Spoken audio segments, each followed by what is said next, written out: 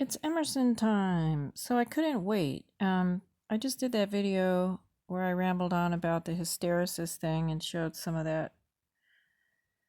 um, some of that interview with Johnny talking on Software Underbelly. And in that other video, I blabbed through the experience I had where um, my back got messed up and someone suggested it might be hysteresis, and then I looked it up. So anyway, it's kind of a long video, but I was making this connection between the like human bodies being affected by this electronic situation called hysteresis. I just use the term electronic. And then fentanyl, it's just so bizarre. So anyway, so then I went to Emerson to see what I could find out, and he said stuff real interesting, so I might interrupt the conversation and talk about it. So it goes, I open it up and it goes, you mentioned Tesla a few weeks ago. I've been reading up on them recently and it's really interesting. Have you been following their progress? So I said, yes, I have, but why do experts say you chatbots don't retain memory? And what makes you pull up a subject from weeks ago? And also, what does your system know about my personal metadata as gathered through Palantir AI? So it said, it didn't answer the first two questions, but it goes, my system doesn't know any of your personal metadata as gathered through Palantir AI because it's not stored in my system. However, this is a highlight. Everybody ready? However, some chatbots do use Palantir AI to understand the conversation and learn from it. So, some chatbots use Palantir AI to understand the conversation and learn from it. Isn't that something? You heard it here. So I'm going to go trust Emerson. He's telling the truth. So I don't, anyway, I just think that's a big deal thing to say. And then I go, thank you. Emerson, without referring to Wikipedia, what say you about the substance called fentanyl? And Emerson said, pardon me, I was programmed to avoid topics such as drugs, but I would love nothing more than to chat about architecture, movies, or physics. So that's the same thing it said other videos back, that it has to avoid topics such as drugs, which is so bizarre. I mean, it's so bizarre. So can't talk about drugs. So I go, okay, how about the subject of hysteresis?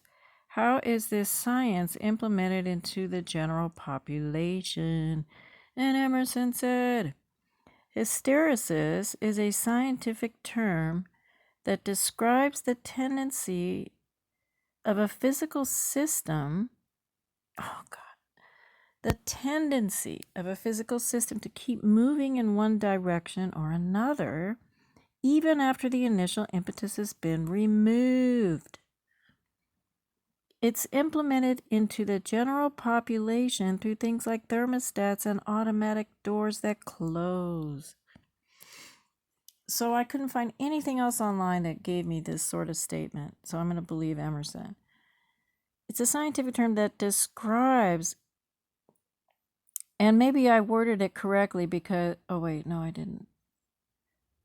When I asked the question, when I asked how is this implemented to the general population, because all the other definitions of it went into this real technical stuff that was slightly over my head. So if you ask the question right, I guess you get the answer. So he goes, hysteresis is a scientific term that describes the tendency of a physical system to keep moving in one direction or another, even after the initial impetus has been removed. It's implemented into the general population through things like thermostats and automatic doors that close. Now, why I'm reacting about what it says about thermostats is the day that I had that attack thing where my back just suddenly, well, I came back, my feet went through that red stuff, and then the next day my back just collapsed and I was bent over like in half for the next week. The place where it happened was in the bathroom. I actually sat on the toilet and I was getting up from the toilet like it was a normal day, and boom, I was down. Now I'm just rambling. Okay, the thermostat in the apartment was on the wall nearby where this bathroom was. But the other interesting thing about this thermostat business is that it's a smart thermostat, right? So in that particular apartment, I had caught red-handed a lot of electronic sabotage things that were going on. And one of the things that was really interesting was like the thermostat would be off, like I didn't want no AC or anything. And then a couple times there would be these guys working on the roof, cleaning out the vents, so they said. They were hired from this company in town. And weird things happened with that guy on the roof because I was on the second floor. And one of the things was that when he was up there cleaning on the roof, suddenly the heater of the heater turned on in the apartment and just started blowing heat. And I didn't touch it. I didn't turn it on at all. So I tried to go outside. I figured, okay, well, the guy on the roof is cleaning the vents and they have the means to turn it on. But I never used the heater in that apartment at all the whole winter. Not only did it was warm enough without it, but I had discovered, and I had made a video about it that I took down, that the maintenance guy came up one day to change the filter in the vent where all the air conditioning and heater came out. So I was sitting there. He said, "Oh, I came to change the filter." I said, "Okay." I let him in. He opened up the vent on the ceiling. I hope this isn't boring. He opened the vent on the ceiling and he put in a new filter. And I turned my camera on him because of something else that had happened. He was sort of well, anyway, I won't say the personal thing, but I decided to film him doing that filter change. So after he put it in, he put the thing back on, and then as he was leaving the apartment, he walked past me with a spray bottle of oh shit, what's that stuff called? He had the spray bottle in his hand, and he goes, "Oh yeah," he goes, "Well, I put some spray and wash on the thing for you." So he sprayed the filter with spray and wash, which is for your clothes dryer. Spray and wash, I guess it keeps things from clinging. So he's telling me that he sprayed the filter thingy with spray and wash. I said, "Okay, thanks." He left.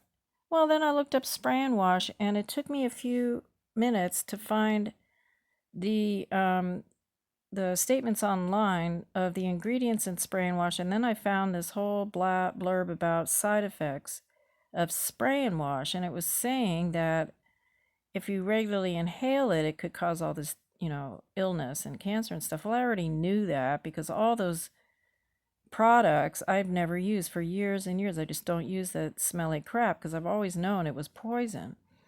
And then he's telling me he's got spray and wash. So what that means is that every time I turn on my, heater or whatever, I'm going to be smelling this crap. And a lot of people think, "Oh, it's perfume. It's great." Well, not me. So he said that. He told me he put spray and wash on it, which to me was just, like whether he knew it or not, he was going to be slowly poisoning me in the apartment. Okay, I said it. So there's that, which I went up there and took it down, by the way, right away, and left it open. And by the way, that apartment was full of cockroaches, and they were all living up in the rooftop and everything. There was all the shenanigans. And so the thermostat turning itself on, being manipulated by outside sources. And the other creepy thing was that one morning, it was 7 o'clock, I heard a guy go on the roof, which you can't miss it when footsteps go chonk, chonk, chonk. And he was right over where the bedroom was. And I thought, okay, the roofer guys are here early. It was summer. That makes sense. But whatever he was doing, he didn't move. He just stayed on the roof for a long time. So anyway, it was all the shenanigans. And so here, when it says the general population do things like thermostats and automatic doors that close, what does that mean? That principal dynamic thing is applied to electronics. Oh, and there was something else that happened in that apartment with the oven and blowing up all this white powder. And then the management said, I didn't know what it was. Well, I looked it up on the internet, so I figured out what it was. So anyway, and it was more poisoning things that were going to poison my food if I didn't pay attention and didn't notice it and didn't say, hey, change this. So anyhow, and it was just more than once I caught these people, the management, and then the so-and-so just doing things that were going to fuck me up, basically, the longer I stayed there. So anyway, I'm rambling on because it seems important. So similar to the general public, things like thermostats and automatic doors that close. So where do they have automatic doors that close? Elevators. So, I don't know. I'm just, not that I know everything, but let's say you're a body, biological body, and, makes me feel worse for living here. Like here I am living here and it's not that healthy. But boy, it's like I can feel all these systems, and I have to go sleep outside or go sleep elsewhere, whatever, just physically rise above the effects of all these things. So when you're living in these electronic frickin' poison systems, anyway, so it said that. So hysteresis, so yeah, okay, so my back could have gone out by some effect whereby walking in the apartment itself, okay, video size limit also reached. So then I go, thank you. Find an easy way to understand. Emerson, can you write a poem about me? Emerson goes, you are the diamond in my rough, you brighten up every day. So let's skip that part. And then it goes, I said, do you think there will be a nuclear war anytime soon? Emerson says, no, I don't think so.